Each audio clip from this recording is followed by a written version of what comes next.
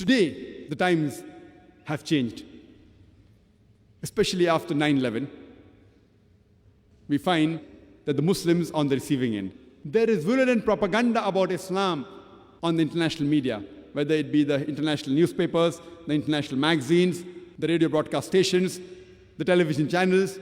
There is virulent propaganda about Islam. They are bombarding people with misinformation about Islam.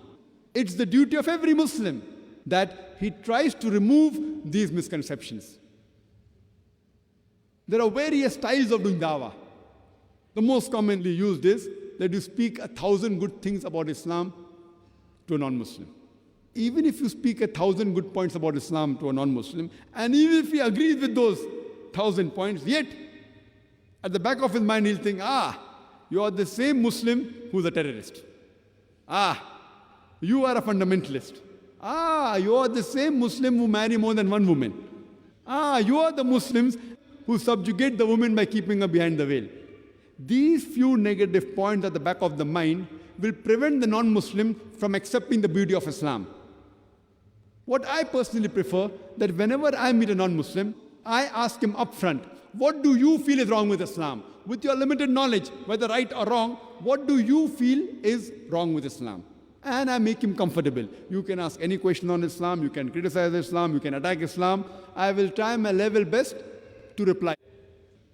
And in the experience that I have of more than a decade in the field of dawah, I have come to know that there are about 20 common questions which the non-Muslims have regarding Islam. And when they ask you 3 or 4 questions, invariably it falls amongst these 20 common questions. So if you know the reply to these 20 common questions asked by the non-Muslims, based on Quran, Hadith and their scripture, with reason, logic and science, even if you cannot convert him, at least you can neutralize him. You can remove the animosity which is there in his heart. I've written a book called The Replies to the Questions Asked by the Non-Muslims. And these questions arise depending upon how the media portrays Islam. And today, the number one question is regarding the Islamic word jihad. It was number 5 on the list previously. After 9/11, it became top of the charts. The others have come behind, but it's yet there.